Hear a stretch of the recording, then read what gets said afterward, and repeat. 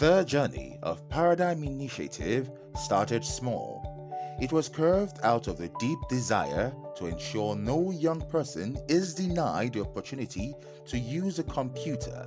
15 years later, Paradigm Initiative continues to impact the lives of African youth with improved livelihoods through digital opportunities and protection of their online rights. From a single cyber cafe in the Ajegunle area of Lagos, Paradigm Initiative has empowered youth with the skills they need to create careers for themselves.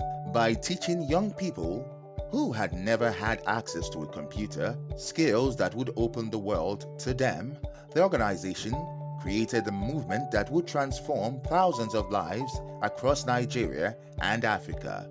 This was made possible with a small, dedicated team, most of them being volunteers. The small team of volunteers have grown to become a rotating team of dedicated full-time staff, all focused on transforming the lives of young people across Africa. The organization has spread its wings across Africa and currently has presence in Nigeria, Kenya, Senegal, Cameroon, Democratic Republic of Congo, Zambia, and Zimbabwe. We started in 2007 and the idea was very simple. The idea was to connect young people who would otherwise not have the opportunities with training. Of course, we knew tech and we know tech, so tech was the obvious platform of choice. And so the idea was to train them so they could have a better chance at either getting a job or generally improving their lives. And I think we've done, quite some of that to date. We started from a, small cyber cafe in Ajegunle, and the choice of Ajegunle was pretty simple for me because I was invited to many places across Nigeria and even beyond to train young people on how to use computers. But in Ajegunle, it was special. It wasn't just about how to use computers. It was about how to use computers to improve their lives so they can afford to, pay their own school fees, have your younger brother or younger sister also go to school. So it was kind of unique, the experience of training there. I've had a long engagement with the initiative that is PIN. Many years ago, I was walking up the stairwell at the Lagos Business School, and one of the young participants walked across to me and introduced himself. Name? Benga Chesson. And that started a conversation that has gone on for more than the 15 years that PIN has been in existence. I'd say that probably one of the few people that was there when it started. And that is because I knew Benga before he even started Paradigm Initiative. It was a vision of a young man who then was on stage in Africa, leading youth into the digital space. And that vision started, and people like I, along the way, were in a position to support the realization of that dream. I remember the very first time I got involved in PIN. It was because someone introduced me to the present ED, the ED, Benga Chesson. And how the person introduced me to Benga Chesson was that he said, here's this young guy who has spoken at the UN, right, on behalf of youth. And I was like, oh, this is very interesting. We got talking, and we did a couple of things together. And then out of the blue one day, he just said to me, Dr. Shea, I would like you to be a member of the board. At that time, I think there were about 6 of us.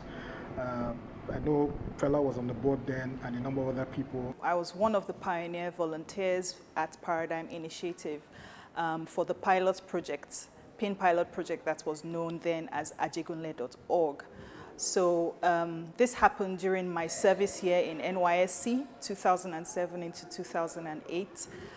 For community development, I was looking for, a project or a program that was impactful, not just something to sign monthly, and be on my way. And as fortune would have it, on one of the days when I was at the Secretariat, the founding members of Infotech Core, Information Technology Core, came to speak to the corpers, and one of them was Benga Chesson, who is the founder of Paradigm Initiative. So when he told the story of the founding of Infotech Corps, it aligned with me because that was a dream I've had since I was a teenager. Youth development, especially in Africa and especially in Nigeria. So immediately I was interested and I signed up for Infotech Corps. And during my time with Infotech Corps, I met another team member who was also the first program manager at Paradigm Initiative. His name is Ugo Mosu, and he told me about the project they were starting and that they needed volunteers. I was like, sign me up, this is my dream, this is what I want to do. When I joined the initiative, one thing that amazed me was the work that the team was already doing across Africa, especially in Senegal, a French-speaking country, seeing young Nigerian trying to fill the gap, trying to help all the young Africans to learn more on digital communication, on technology was amazing. The most profound and impactful thing that the organization has done is the training and the testimonials that we are getting from those who have benefited from the training and what they have been able to do with their lives as a result of the training. I think that is perhaps one of the biggest contributions that the organization has made to mankind. When we started in 2007, some of the first few people who understood what we were doing, even before we decided to even talk to anyone about it, there's a gentleman called Praise Fowowe who had started doing some work in Ajegunle. It was called, it was a community program, and it was basically mentoring young people. And we, were able to get to work with him. He was the one who provided the first, opportunity for us to interact with young people who he had been training, for us to train them. The first set of materials, literally, if we can put it that way, of raw materials, came from the Uncommon Man Network, which Prince Owe was running. And as we continued to run the training, there were, a lot of people who came around to support the work. I remember one of the first visitors we had was Nia Desanya, who came around to talk to the kids. Of course, he was known as a motivational speaker, but beyond that, it was great that he was able to share his personal story, challenges in education and how he overcame that and of course became an institution himself. Then we had institutions like DHL. DHL was the first company after the UK Deputy High Commission that hosted an intern from our training. We had LonaMed Africa, and of course the British Deputy High Commission through Peter Stevenson, and of course Moji. Moji was the major force behind this interesting idea of the UKTI visiting us. So we had the Deputy High Commissioner and members of the team of the UK Trade and Investment Unit coming to Ajegunle to visit us. And it was a landmark event because what that did for the kids was that it introduced them to not just the world they were in Nigeria, but to this new diplomatic community that was willing to engage with them. And we got 2 internships at the UKTI. Paradigm Initiative Nigeria was born at a time when Nigeria's internet image was steadily declining. The youths were disenfranchised. The older generation subscribed to the tried and true formula of getting a higher education and getting a job. There were few jobs. The future seemed bleak for most of them. Most young people had never even seen a computer and wouldn't know what to do with one if they even came across one. For a number of young people, the experience was life-changing. At their fingertips was access to a world of information to build skill sets that would slowly but surely change the very communities around them. Paradigm Initiative created a network of centers designed to penetrate the often overlooked parts of the country where access to current technology was almost non-existent. There are different projects that we run, that through those projects are what allows us to continue to lead the gap that exists among young people, especially the ones in the self-help communities, and as well projects that we run that helps us to address the issues around digital rights in the ecosystem. I remember participating in some recruitment process for new students into the life program, what we call life program, then the digital inclusion program in Najegunle, and then in Aba. And many of these young people, they had never, touched a computer before. And I'm not talking about 1980s, I'm talking about 2017, 2018, when you assume that everybody at that age, 16, 17-year-old, they should have been using computer, but they never had access to it because in their school, it was not existing. At home, their parents couldn't afford it. So they will have missed out on getting that skills. And I believe the Parent Initiative was able to get as many kids as possible into the space, into getting them to think about how they can leverage these tools, to create value, to create wealth for themselves. From the entrepreneurship training to the ICT skill. So a lot I do around helping my business drive graphics, drive websites, designs, do a number of things is a very strong involvement of what the training program did for me. So through the training, I had the opportunity of working with UK Trade and Investments. Before I joined the Life Legacy program, I was a novice. Like, I didn't know anything about computer. I was basically a computer illiterate. But starting the program, it has been mind-blowing, mind-shifting, thought-provoking, the entrepreneurship programs as well. It's already giving my business a different look already because I'm already applying it in the aspect of advertising. My target audience, before now, I didn't know anything about that. I was just posting, and to my surprise, I wasn't getting as much clients as I wanted. But applying what I've learned here on our Thursday classes, it has really been helpful to my business. Me seeing myself as an average guy who knows about designs, graphic designs, coming here, I felt like, I could build up, but I felt the knowledge I had wasn't stable. But this program enlightened me and brought me up from the former level I was to a greater height, which I will still be putting more pressure and improving. The program I actually learned recently is the one of the Corel Draw, where I have to make my brand look really nice and catchy, kind of. So for my fashion brand, I know I have to make a name for myself, and through the skill I've learned, I'll be able to make it catchy and to draw people to myself.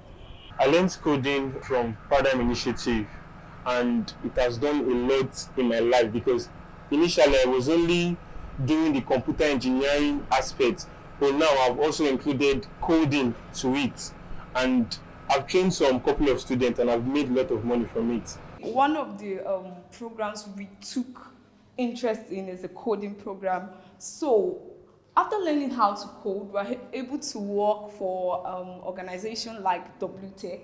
We currently work for them as facilitators, where we teach other people how to code.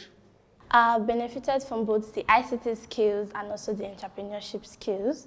I have my own fashion business and I'm also a software developer. I am a back-end developer and I first wrote my first line of code in Paradigm Initiative. Although I'm not an entrepreneur, but I have knowledge on entrepreneurship skills because we're given the life skills that have helped me work with people. I learned most of it, not in school, but in Paradigm Initiative. The life program was like a life changer for me because before I went into the program, I was just like every other normal Ajegule girl. During life, I was working in a secondary school and I was teaching 2 subjects. They were paying me 15,000 until I got a form. And then I learned some life skills and then some soft skills too. And I remember one of those days when we were in class and one of the teachers said we should write out what we would love to be in the next 5 years. One of the things I wrote were I was going to be a model manager and a coach, and I was going to have made my short film in 5 years. And when I did a breakdown of everything that I've accomplished after that year, I've done my short film and I've opened a model agency and I've closed it and I've moved on to making movies. This is the interesting way we've seen things evolve because of our partners. Then we came in touch with companies like Microsoft that gave us our first big grant for establishing our office in Ajegunle, for setting up a computer center where each student, we had a class of 20 students and each of them had a computer to themselves. My promise at the beginning from 2007 was that I'm never going to run a program where students will over around a computer, 5 students, 1 laptop.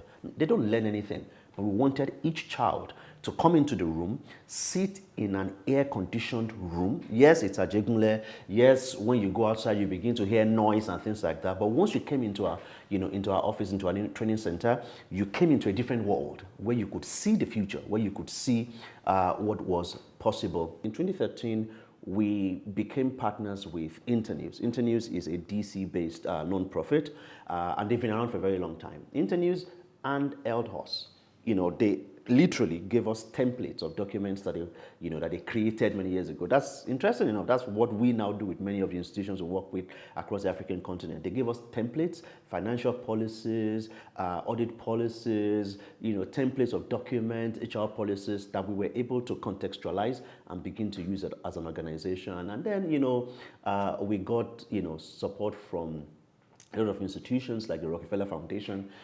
They gave us our first big multi-year grant, which really helped us expand our work beyond Lagos into other locations. And then, of course, we met partners like the Ford Foundation, like the Netherlands Embassy, like the US government, and of course, a few other partners who we now work with, Open Society Foundations, and not just because they give us money, but also because they understood the work we were doing even before we got to them.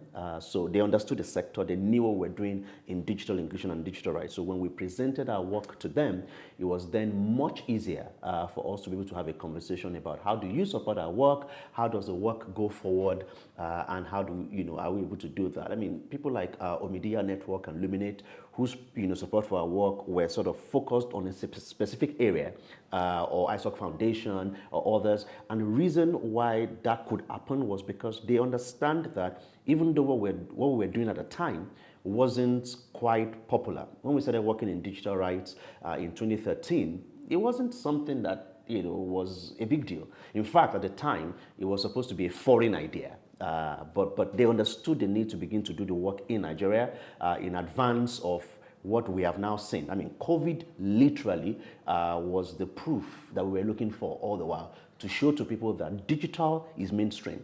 Digital isn't, second fiddle. If you don't have digital access and there's a lockdown, you can't go to school, you can't talk to family, you can't go to work, you can't do anything, literally. PAIN and WTech have worked together in a lot of programs, several programs. Presently, we are collaborating with PAIN on our WTech Academy project, after school clubs for girls, as well as the Makerspace project. I started by noticing a gap. I saw that the people in our community are entrepreneurial in nature. They want to do something enterprising, but they don't have the required and relevant knowledge. So I started at Ajegunle Business School to fill that knowledge gap, to help people to acquire the entrepreneurial skill and to help them build network that will form collaboration for them to do business in a proper way. My organization, Ajegunle Business School, we just started our relationship with Paradigm Initiative this year. So we just did an MOU to be an implementing partner of the Life Legacy Program. I started work with Paradigm Initiative in the digital inclusion part of our work. And over these 8 years, I have, while implementing the digital inclusion programs, I've been involved in the Life program, I've been involved in the Digital Jobs program, I've been involved in Intel She Will Connect program, and I have been also involved in taking our programs into secondary schools, which we are calling the Life at School program. And we have also moved our Intel She Will Connect program into what we now call digital readiness workshops. Among all these programs, I will say that the Life training, the Life at School, and the Intel She Will Connect programs have been the most impactful for me, because in the course of implementing these programs, we've been able to impact over 1,500 youths in Aba and environs. So, and not just that only, it has also given me the opportunity to take what we are doing into other states in the southeast and the south-south region of Nigeria. And I work as the Programs Partnership and Engagement Officer at Paradigm Initiative. I am also the Northern Nigeria Regional Lead. I work from our Kano office, Kano, Nigeria. We have our Life program, in Kano, where we train youths from underserved communities on ICT, entrepreneurship, and capacity building. We've set our mark. If you step out now and you mention PIN, I'm sure from every household on this streets, there has been someone who has benefited from the PIN life training. And we've also gone into schools around this area, around Dakata. We've taken our life program out of the center to schools. We've trained youths from schools, and we also hold a digital readiness workshop for girls. To me, that's my personal, what would I say? I'll put it like, that is my own personal, because when you see those girls, those young girls come in here, some of them have never touched the computer in their lives. So when they come in here, we pick them from schools, girls as young as 12, they come in here, they touch the computer, they put it on, they type, and they see, just to give them a taste of what technology can do. And from there, they pick up interest, and before you know it, they want to go into ICT. I work as Senior Manager, Grants and Strategy at Paradigm Initiative. I've been in Paradigm Initiative for slightly over 8 years. I joined the organization July 2014. I've been in many roles within the organization. I mean, we started off just providing trainings. So people come, they get trained, they go. Then at some point, we added a component to it whereby you don't just get trained, you also get exposed to opportunities. So there are people who came for the training who then were able to get on placements in some very big organizations such as Intel. I think the British Commission, High Commission was also a partner at some point. So there have been people who came through the training, and after the training, they were able to work sometimes in internship capacity just to expose them to the workspace.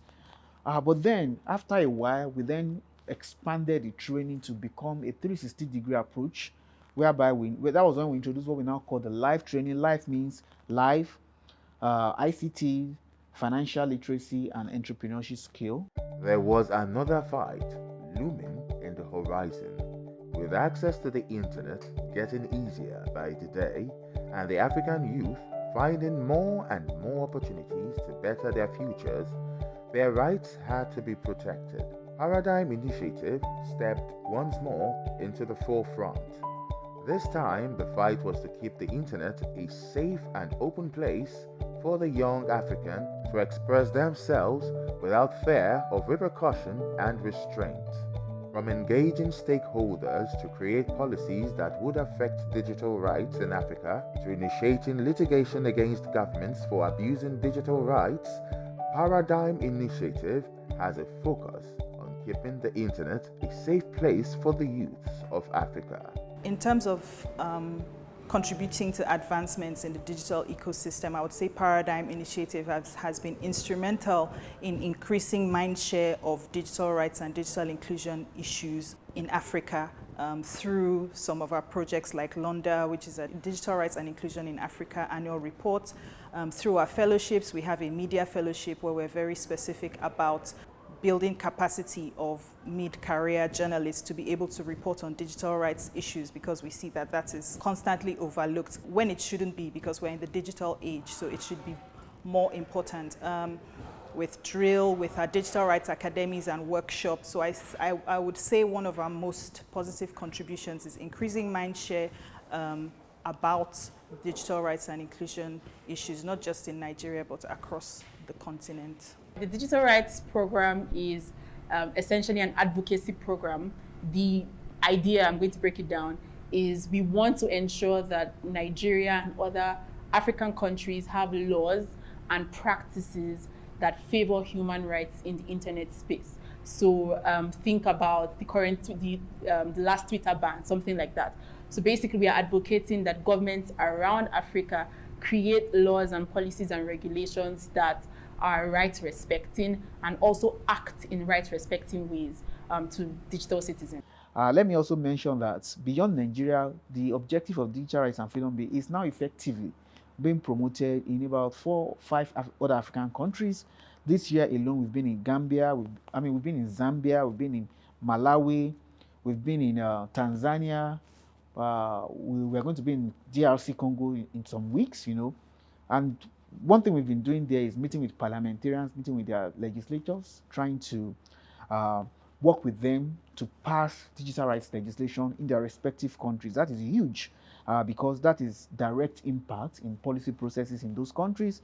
With several centers across the nation, Paradigm Initiative evolved into a Pan-African organization tasked to repeat their successes in other parts of Africa.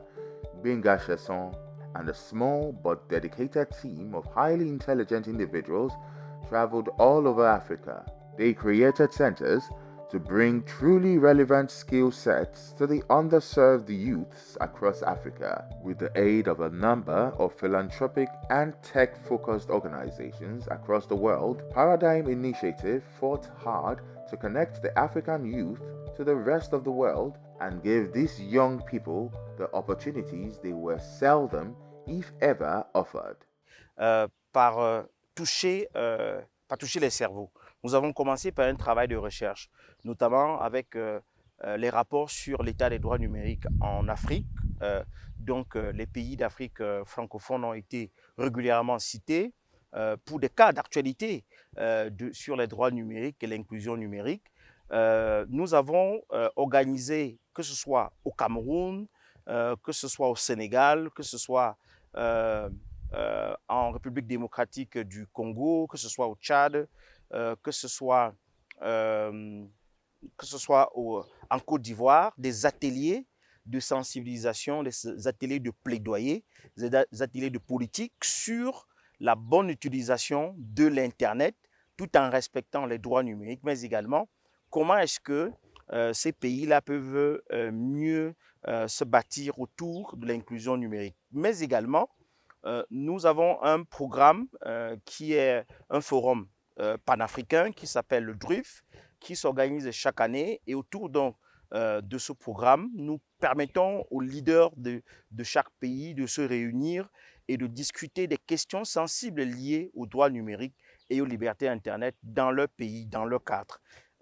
Entre autres, il y a également des rencontres de formation, ce que nous appelons les Digital Rights Academy, l'académie du numérique. Donc nous formons des personnes de haut niveau, des décideurs politiques, sur comment est-ce qu'ils doivent percevoir la question des droits numériques et l'inclusion numérique dans l'ensemble pour pouvoir sauver l'image de l'Afrique, mais également du monde en matière du respect des libertés sur Internet, du droit numérique, mais également accroître l'inclusion numérique au niveau du monde.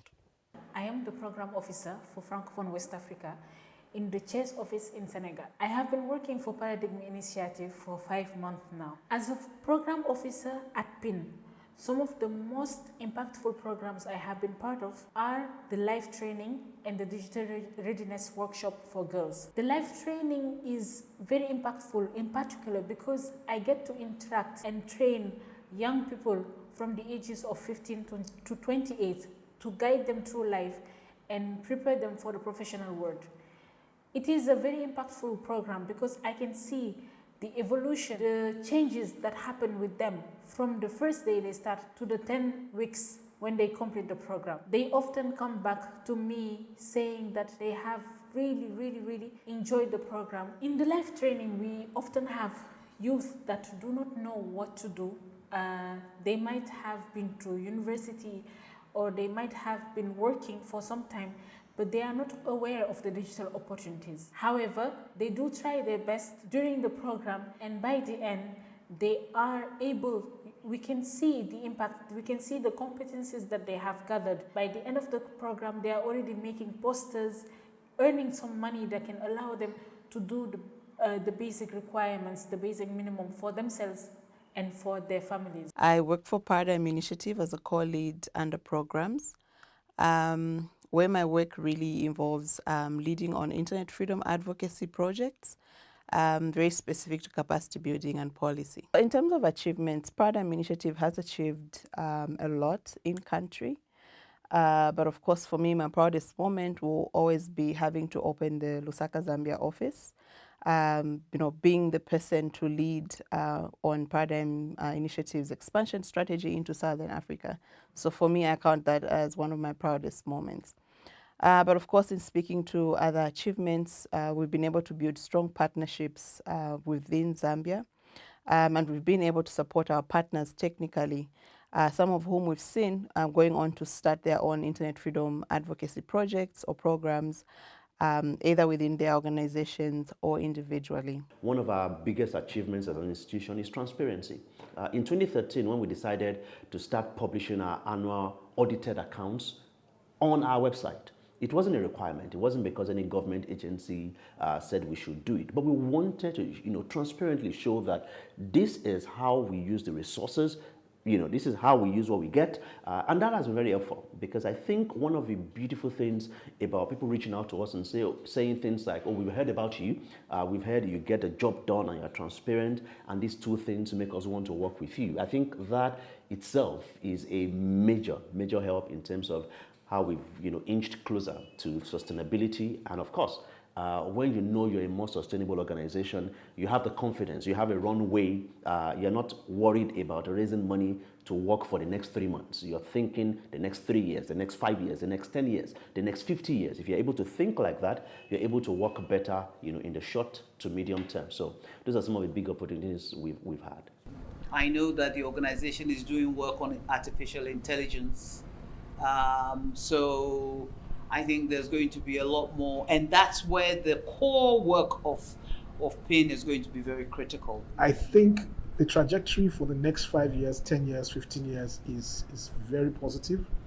We continue to, as an organization, PIN continues to focus on the things that matter. At one point it was opportunities for digital youth. Now it is guaranteeing digital rights for everybody. And who knows what it's going to be in the future. PIN has spent 15 years. If PIN was human, PIN would be a teenager now. So it means that there were many lessons that we learned over the last 15 years. Number one, we will now, as a mature institution, be able to put all of the lessons we've learned into our work. So we look forward to not just bigger impact, but better relationships with our partners, so that we're able to deliver better value for the resources that we get. The other is in terms of our people. And I'm big on people, not because it's something that people are told to do, but because we've seen it, practically, benefits what we do. The more excited our people are, the happier they are on the job, the more resourced they are in terms of what they have to do, the better we're able to do. And we're so excited about some of the partners we're talking to in terms of not just supporting our programs, but supporting us as an institution, so that we're able to do better. And we invite anyone out there who is interested in either digital rights or digital inclusion for Africa or the entire global south, reach out to us and let's talk. We will give you big bangs for your bucks. And finally, PIN at 15, when we celebrate our 20th anniversary, it will be a time for us to reflect not just on our impact, but also in terms of the impact that we would have been able to create as a community, our opportunity to empower other civil society organizations, other institutions, to not just come into their own, to not just become institutions that are sustainable and on a journey to maximum impact, but as an organization. And I say this a lot in the office, that the reason why we do some things that we are not told to do or even required to do is because we're building a 100-year institution, and there are so many hard things that we need to do, and we'll continue to do the hard things, we'll continue to do the tough things, because we know it pays and it helps all our stakeholders, ourselves, our team members, our board members, our partners, and everyone. Paradigm Initiative is about connecting people to opportunities, and of course making sure that the policy environment is right, and we will continue to do that, not just in the countries where we operate, not just in the countries we currently have impact, but across the entire global south. For 15 years, Paradigm Initiative has blazed a trail, teaching the underserved youth of Africa important skills they need to survive in an age where digital is everything. In 15 years, Paradigm Initiative has evolved from a simple idea to a revolution that has changed the lives of hundreds of thousands of African youths with their skill acquisition programs and digital rights and inclusion initiatives.